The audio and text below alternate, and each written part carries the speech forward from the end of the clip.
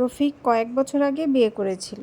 প্রথম দিকে জীবন বেশ ভালোই চলছিল, কিন্তু কিছুদিন পর থেকে রফিক প্রায় তার স্ত্রীকে ছোট করতে লাগলো। কখনো রান্না পছন্দ হলো না, কখনো কথাবার্তা ভালো লাগলো না, সব কিছুতেই সে রেগে যেত।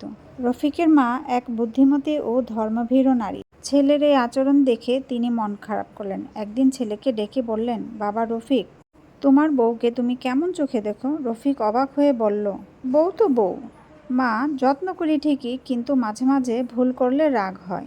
মা মৃদু হেসে বললেন, তুমি জানো তোমার বউ আমার ঘরে এসেছিল সব কিছু ফেলে রেখে। সে নিজের মা বাবা, ভাই বোন, শৈশবের ঘর সব ছেড়ে তোমার জীবনের অংশ হয়ে এসেছে। এখন তুমি তার আশ্রয়, তার নিরাপত্তা, তার সম্মান। যদি তুমি তাকে অপমান করো, আসলে তুমি নিজের ঘরকেই অপমান করছো। তারপর মা আরও বললেন, বউকে সম্মান করা মানে শুধু ভালো ব্যবহার নয়, বরং আল্লাহর একটি হুকুম পালন করা। নবী করিম সাল্লাল্লাহু আলাইহি সাল্লাম বলেছেন, তোমাদের মধ্যে সেই উত্তম যে তার স্ত্রীদের প্রতি উত্তম আচরণ করে। মনে রেখো, সম্মান দিলে সম্মান ফিরে আসে। রফিকের চোখে পানি চলে এলো। সে মায়ের হাত ধরে বলল, মা, আমি ভুল করেছি। আজ থেকে আমি আমার স্ত্রীকে ভালোবাসা ও সম্মানের চোখে দেখব।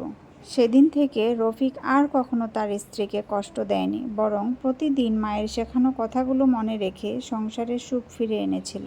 এমন শাশুড়ি যদি প্রতিটা ঘরে ঘরে থাকতো, তাহলে কোনোদিন কোনো বউ অসম্মানিত হতো না। শুরুতেই দেখতে পেয়েছেন অনেক রকম ভর্তা। এখানে আমার বড় বোন বানিয়েছে। আমার বড় বোনের বানানো ভর্তা দিয়ে আজকে মজা করে পেট ভরে ভর্তা ভাত খেলাম।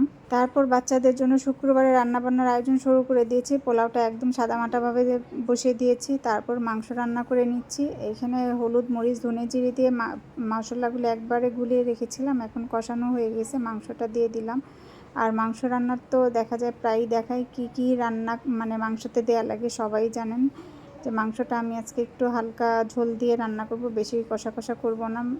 বাচ্চারা পোলাও দিয়ে যেভাবে খেতে পছন্দ করে ওইভাবেই রান্না করেছি। ঝালটা মিডিয়াম দিয়েছি, বেশি ঝাল দিলে বাচ্চারা খেতে পারে না। আর এইভাবে পোলাও রান্না করলে কিন্তু পোলাওটা তাড়াতাড়ি হয়ে যায়। এখন পোলাও রান্না প্রায় আমার হয়ে গিয়েছে, প্রায় না সম্পূর্ণ হয়ে গিয়েছে। এখন আমি বেরেস্তা দিয়ে পোলাওটা আবার কিছুক্ষণ ঢেকে রাখবো। বেরেস্তার কিন্তু একটা সুন্দর ফ্লেভার আছে।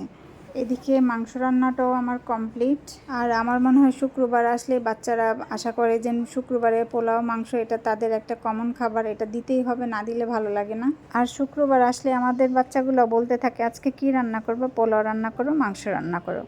এই জিনিসটা ওদের এত ভালো লাগে। শুক্রবার আসলে মনে হয় ঈদ ঈদ ফ্লেভার হয়। এটা আমারও ভালো লাগে। শুক্রবার মনে হয় একটা ছোটোখাটো ঈদের মতোই লাগে, ভালো লাগে আমার কাছে। আলহামদুলিল্লাহ, বৃহস্পতিবার রাত থেকেই শুরু হয় মনে হয় ঈদের আয়োজন। শুক্রবার দিন রান্না করতে হবে, এটা রান্না করব না ওইটা রান্না করব, বাচ্চারা এটা পছন্দ করে না ওইটা পছন্দ করে, এটা কিন্তু সবার ঘরে হয়। আলহামদুলিল্লাহ, আলহামদুলিল্লাহ, আলহামদুলিল্লাহ। এই জুম্মার দিনটা আমাদের প্রত্যেকটা মুসলমান ঘরে ঘরে আল্লাহর নিয়ামত।